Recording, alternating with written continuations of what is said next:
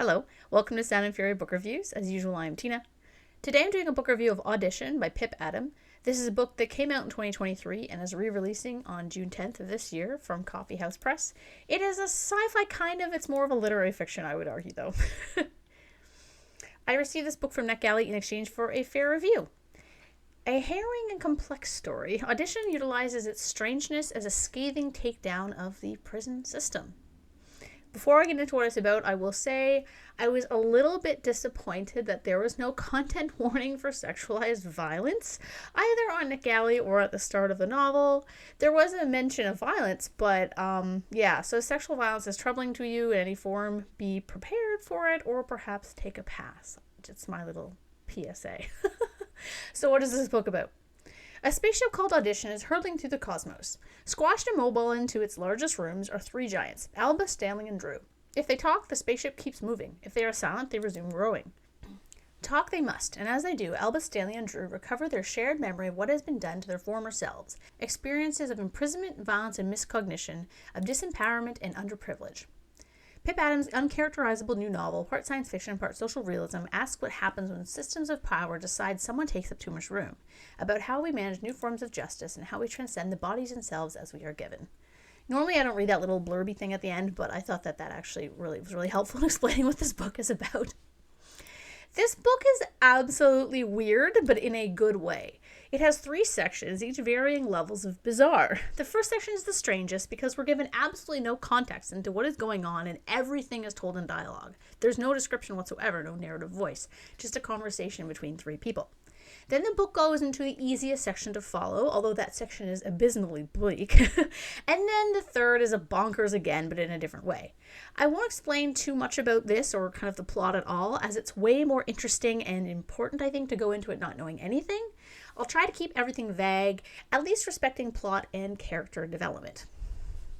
If you don't like books that are deliberately trying to keep you at least slightly confused, you probably will not enjoy this. But if you love stuff that is a little bit out there, that has more concept than a story, you will totally enjoy it. It's deeply intellectual and interesting in the sense that you know there's a point and you want to get to it. I didn't find the story hard to follow even in the first section because I kind of understood what was happening. I understood there was a point to this. I just was having to figure out what the point is, and that's kind of the point of the story. But trying to get to that point is a bit cryptic. And I think that's kind of, intentional. And that's what kind of drives you through the story. It's clear there is an evident point, and there will be a point to the story. There will be a purpose, and you just have to tease out what that is. And I thought that was really fun. I thought it was a great balance of confusing, but also kind of being able to understand what's going on. Like, you could picture what was going on, you just didn't understand why. And I thought that was very cleverly done, very well done. The characters are deliberately not deep. They aren't flat, in the sense that they had no personality or no purpose. But I took them as representing different facets of victimization within society, as well as how society, rather than dealing with problems, attempts to get rid of people, to foist them off somewhere out of sight. This book is an argument, not a story, to be completely clear. At least that's how I read it.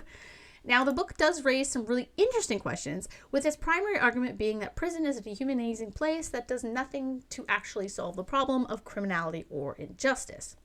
As Dostoevsky apparently said, the degree of civilization in a society can be judged by entering its prisons. I actually looked it up because I was like, who said this? Because I remember the quote. I was quoting it kind of differently, and then I was like, I'm going to look up who this is. And, the internet said it was Dostoevsky, but then I found other sources on the internet because I do my research. I don't just ask AI questions.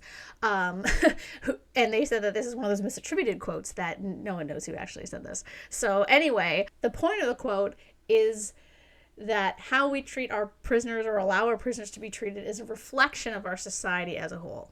If we allow prisons to treat the prisoners, even if we've deemed them bad people, as less than human, in denying them basic safety and the ability to learn from their mistakes, these two things are connected, as if a person is trapped in a place where they feel unsafe, how can they possibly self-reflect or grow? Then we are simply adding to the problem. We're not fixing anything. Now, I'm all for prison reform and putting less people in prison, especially for nonviolent crime. Though in truth, I think we should put billionaires in prison. Not violent ones, just deny them all the niceties that they get from their money. But it's also a complex topic because what do you do with people who are actually a threat to society, like serial killers and the like? Of course, extreme cases like that may be the exception that actually require a place to lock people up. But most people in prisons are not irredeemable monsters.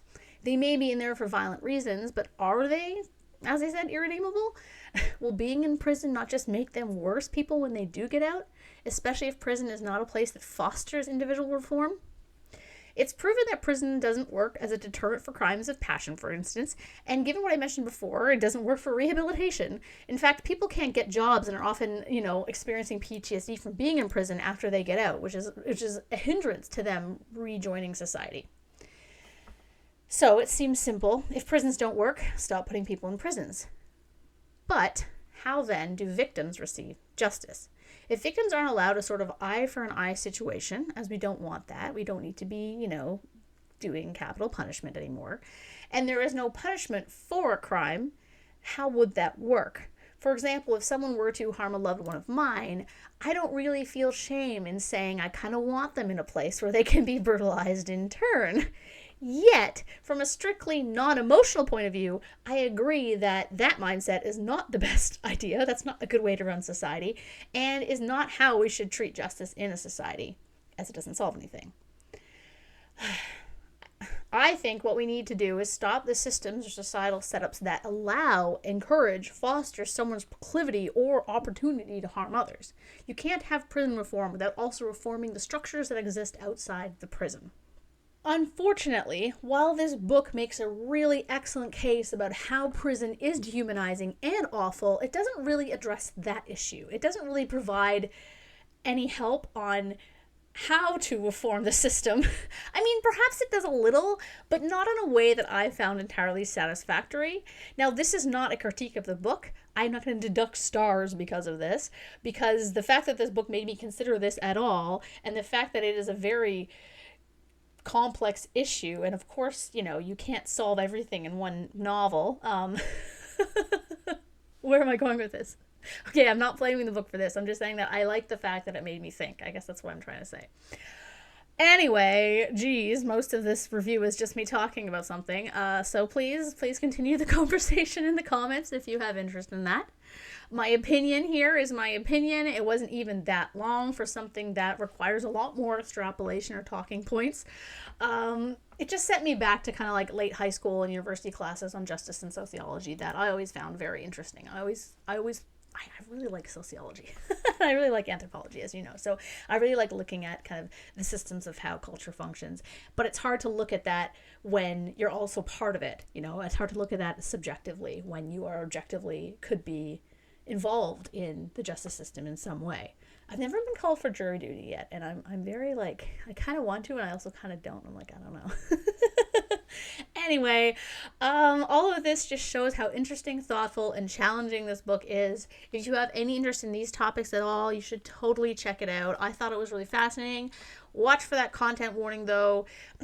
It's not so much like sexual assault as it is coercion, but I found it very disturbing. So just wanted to kind of remind people of that again. I don't want people, being, especially if that's something that you're sensitive to be exposed to that, because I understand how that can debilitate you sometimes, reading stuff that you're not expecting. So thank you again to Nick Alley and to the publisher for the e-arc. I really appreciate it.